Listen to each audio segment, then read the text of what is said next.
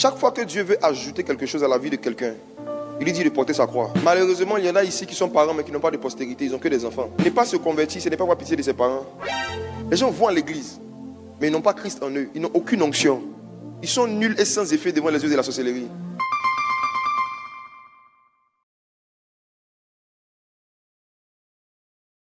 On a commencé une série d'enseignements par la grâce de Dieu, découvrir Christ dans le livre de Genèse. Vous pouvez méditer dans l'intention de trouver Christ ou de voir des choses qui concernent Christ dans le livre de Genèse. Et la dernière fois, nous avons vu l'histoire de Noé. Aujourd'hui, nous allons voir Christ caché dans la vie de Joseph. Il y a beaucoup de choses qui concernent la vie de Joseph, la vie de Christ, qui concernent ta vie, toi qui es en train de m'écouter. Genèse chapitre 30, versets 22 à 24. Alors, il y a une femme qui s'appelait Rachel. Que signifie Rachel en hébreu? Rachel signifie brebis.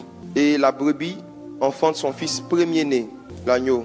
Deuxièmement, elle lui a donné le nom Joseph. Joseph signifie que l'Éternel m'ajoute. Ou encore, l'Éternel apporte un plus. Le Messie qui devait venir sauver l'humanité devait nous sauver avec un plus, la croix. Chaque fois que Dieu veut ajouter quelque chose à la vie de quelqu'un, il lui dit de porter sa croix. Donc Joseph, déjà par la signification de son nom, contient une image déjà de Christ. Un fils premier-né qui va venir avec une croix pour ajouter quelque chose à nos vies. Si vous regardez encore un peu plus bas, vous allez voir qu'au verset 25, c'est très intéressant. On dit, lorsque Rachel eut enfanté Joseph, Jacob dit à Laban, laisse-moi partir pour que je m'en aille. Jacob a été esclave pendant plus de 14 ans chez Laban. Mais c'est l'année où Joseph est né qu'il a vécu la liberté.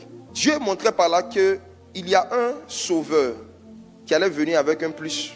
Et ce plus allait apporter la liberté à tous ceux qui sont esclaves de Laban. Et Laban, c'est l'image du diable. Maintenant, nous allons lire Genèse chapitre 37, 2.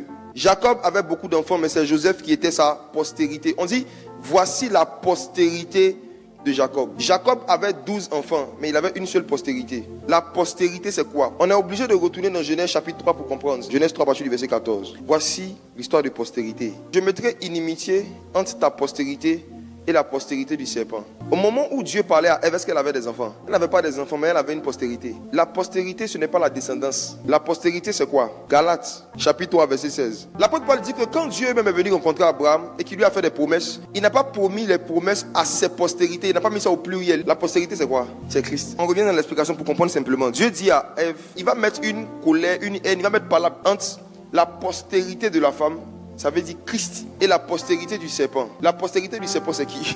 C'est Satan. La postérité d'Ève, c'est toutes les personnes qui allaient sortir d'elle, qui allaient avoir Christ en eux, qui allaient se comporter comme Christ, dont la vie allait ressembler à Christ. Maintenant, Jacob avait 12 enfants, mais on dit que Joseph était sa postérité.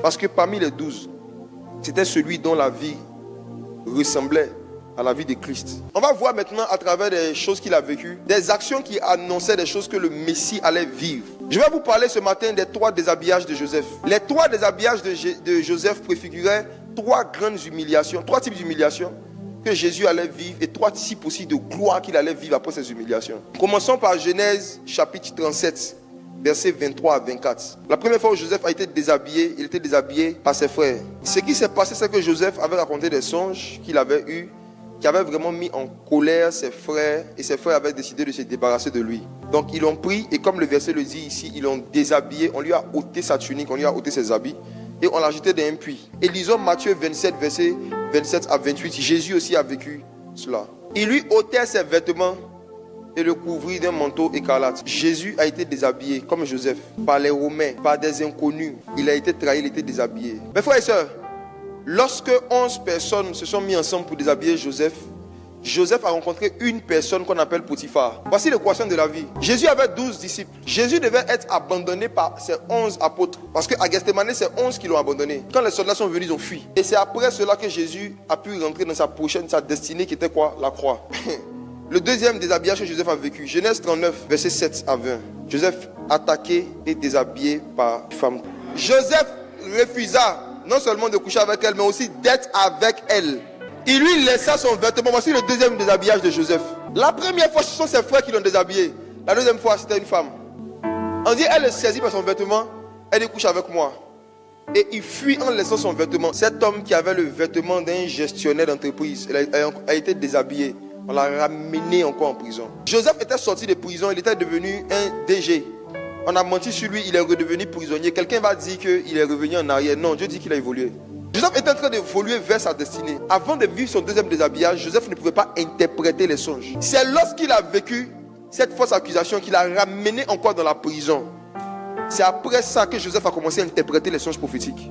Ok. Le deuxième déshabillage de Jésus, c'était sa résurrection. Allons dans le livre de Jean, Jean chapitre 20. À la résurrection de Jésus, l'Écriture nous raconte que quand les gens sont venus dans le tombeau, le vêtement que Joseph d'Arimathée avait mis là était enlevé et plié dans un lieu. Donc il était déshabillé. Mais quand les gens le revoient, quand les disciples le revoient, vous connaissez l'histoire, il était vêtu, il était habillé. Il a été habillé par le Père. Dieu l'a fait Christ et Seigneur. Il est rentré dans sa royauté et il n'est plus jamais ressorti.